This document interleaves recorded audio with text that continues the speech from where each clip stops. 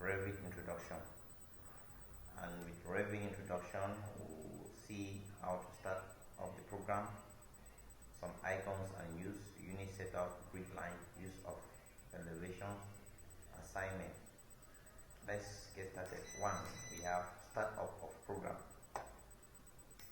Now, our Revit that we used was Revit 2016 for the installation.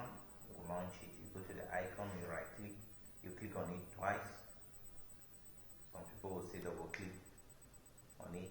When you double click, the program will load on as you've seen on the desktop. It's loading.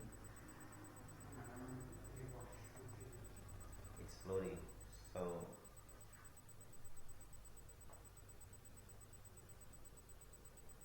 okay, it has popped up.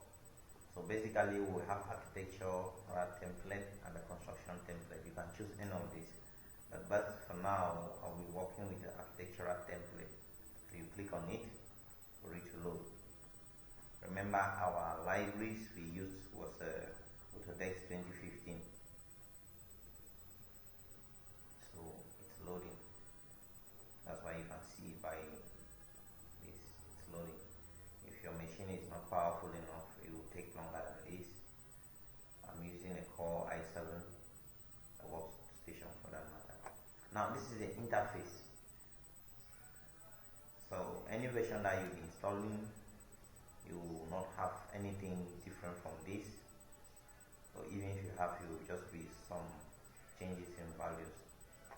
So the next thing we'll be doing, so this is what we are having so far. The next thing you do is you want to see basically some items. So when the environment opens up like this, the first thing we're doing is we're serving it, where we click on that serve as. And on that serve as, we'll be using a project. So our project, let me just serve it on the desktop here. You may choose where to serve it. We write it first class.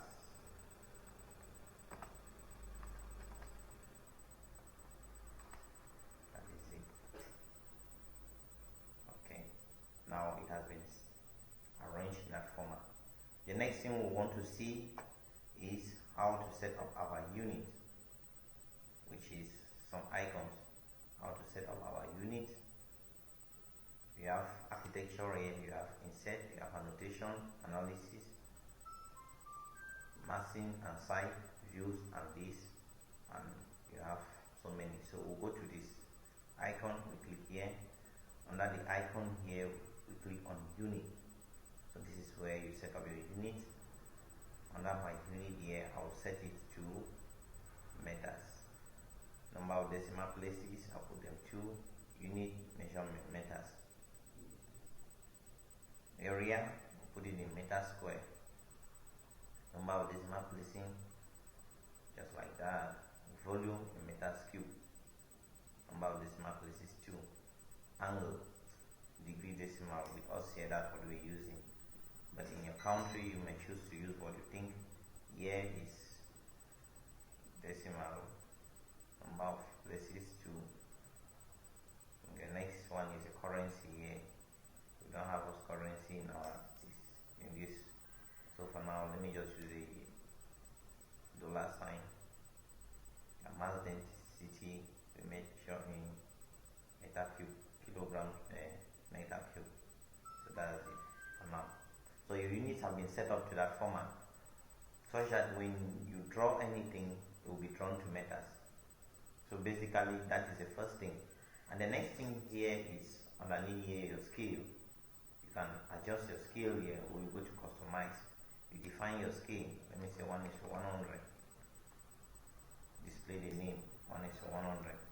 So you see that my scale here has been set 1:100. So that's where you can start your setup as compared to other stuff which will be seen the nearest. So that's it, and some grid.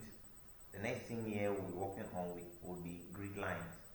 Now in designing, most of the times it's appropriate we use our grid lines. It enables us to draw with a specification. So how do we go about drawing our grid lines? I start with 1. I put it down here. I can call this one A. So when you define this one, either a letter or a number, it automatically number the preceding. For instance, I have A here. I have to shift it to 4 meters. I come to offset. I click on offset. I enter it here 4 meters. I click. I'm sorry. I click here 4 meter offset.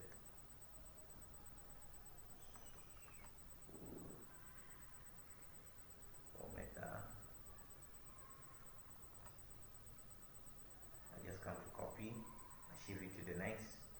Let me just drop them anyhow. For now, just drop them. So you see that underneath here, let me just balance it.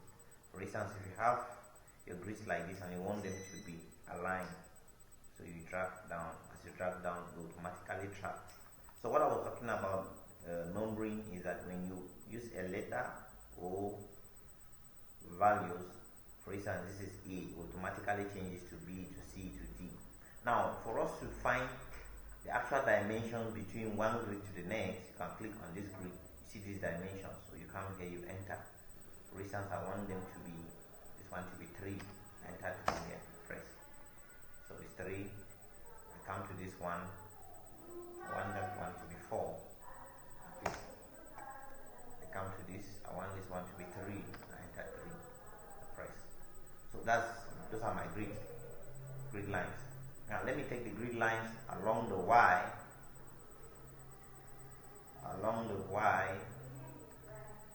I may want to change the position of my numbering. Instead of it being down, let it be up. I undo this.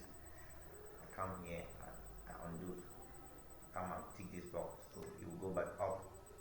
Same too with this. You may want to untick here and tick here. Now I may want to define this one in numbers. It's 0, 1. Automatically the next one that will be given will be 0, 2. Same like. So that's it.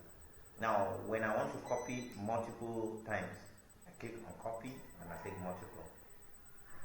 So I take here and just drop them, or I fix it. Let's say my first one, I want it to be 4 meters. I want the next one to be 160.60. I enter. I want the next one to be 2. I want the next one to be 3.5. I want the next one to be 2. So these are my grids.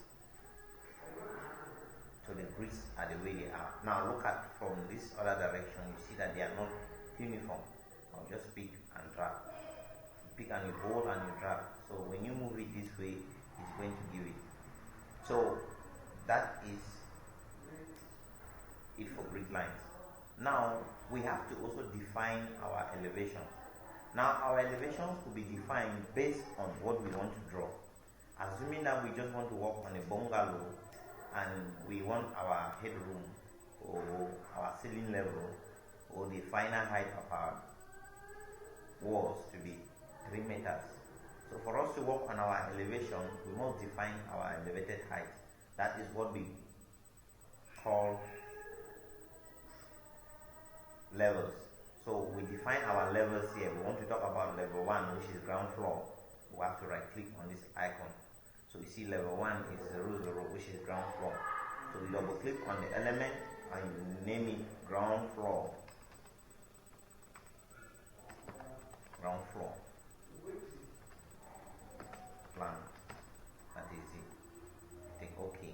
Here can be, we just want to talk about bungalow.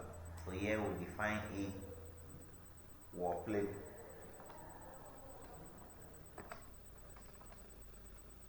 Wall plate or tie beam, we call it tie beam for engineers, or chain beam.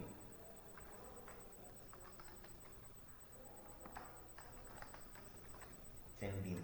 So our chain beam, we may want it at exactly 3 meters, so we put it there to adjust. Now if we want to add any other thing, we come up here for levels, we click here, we just click and draw. We'll define the distance. For instance, it's here, we don't want it here, we want it to take the same direction like Here it is 3. So we want our steps to begin at minus 45. So we enter minus 0.45. Therefore means 3 steps from the normal level. We call this one pavement. Pavement. Some people call it ground level or whatsoever they want to call it. So I just call it pavement. So my pavement level will be minus 45. Now if you see these two, they are close to each other.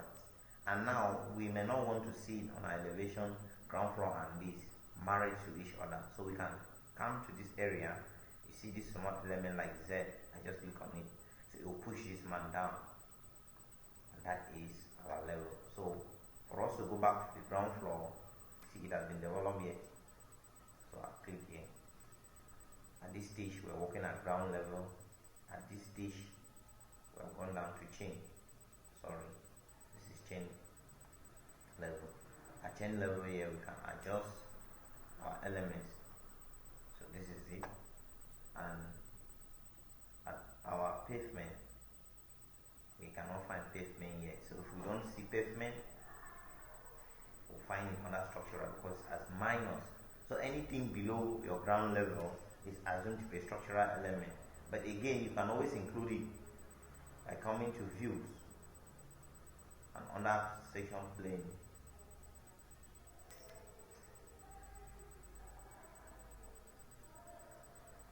Excuse me. We'll keep this one. Okay. Under structural elements, we have just these two. So we'll look at it in our next class to see what it means. So far, we've looked at the use of elevation.